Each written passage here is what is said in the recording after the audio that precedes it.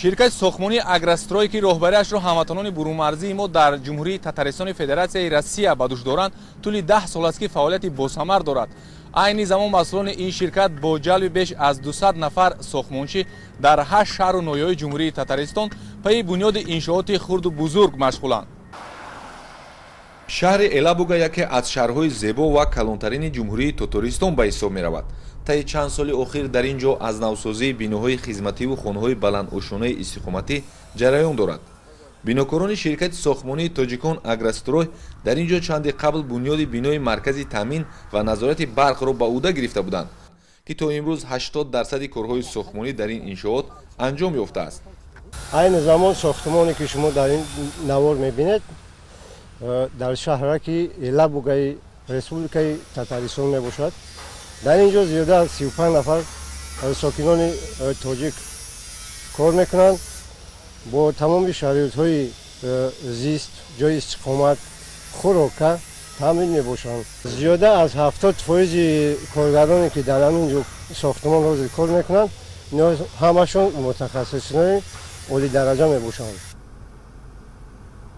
бино ба иттилои роҳбари ширкат ҳамватани мо Аслам Саидов, барои пешбурди корҳои битониву дастрасии маҳсулот ба макони сохмон беш аз 20 адад техникаҳои пуриқтидор истифода бурда мешавад.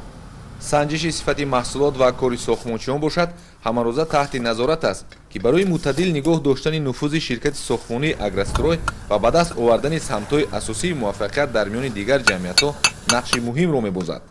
натиҷаи кӯшишу талошҳои онҳо буд, ки муддати 10 соли корӣ дар ҳудуди шаҳру ноҳияҳои ҷумҳурии Татаристон аз тарафи ин ширкат зиёда аз 100 иншооти хурду бузург сохта ба истифода супорида шудааст.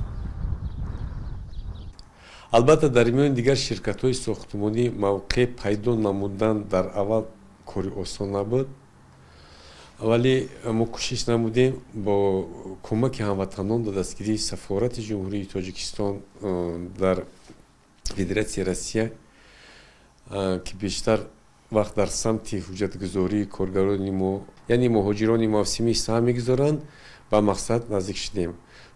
хушбахтона ширкати Агрострой имрӯз бо ҷалби 200 нафар сохтмончӣ фаъолияти худро пеш бурда истодааст, ки 60% онҳо шаҳрвандони ҷумҳурии Тоҷикистон ҳамватанони мо мебошанд.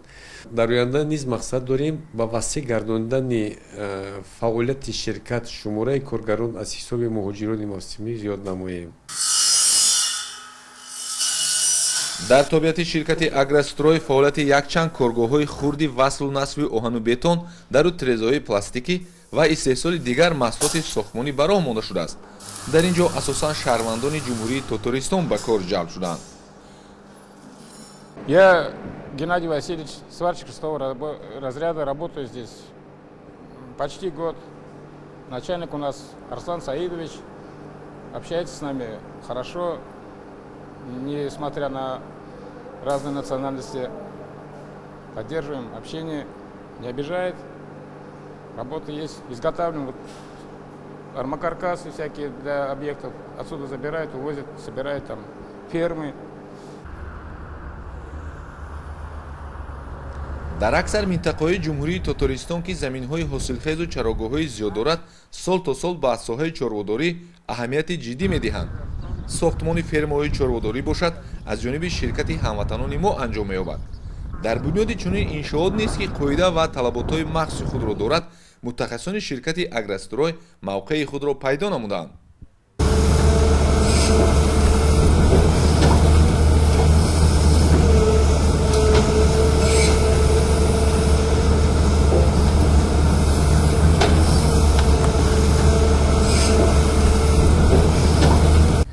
ширкати сохтмонии Агрострой дар бисёр майдонҳои сохтмонии Республикаи Татаристон худро фаъолияти хуб нишон дода, дар тендерҳои сохтмонӣ бурд мекунад. дар бисёр тендерҳои стратегӣ низ иштирок дорем. дар сари вақт иҷро кардани графикҳои кори сохтмонӣ, битонӣ байни дигар ширкатҳо нуфузи баланд пайдо кард. тоҷикони муқими ҷумҳурии Татаристони Федератсияи Россия дар доираи фаъолияти босамари худ шаҳрвандони ҷумҳурии Тоҷикистонро, ки мавсими корӣ ба ин минтақа сафар мекунанд, дар самти таъмини ҷойи кор ҳамаҷониба дастгирӣ менамоянд. бештари вақт дар якҷоягӣ онҳо вохӯрӣ гузаронда атрофи проблема ва роҳҳои ҳалли он машварат доир менамоянд.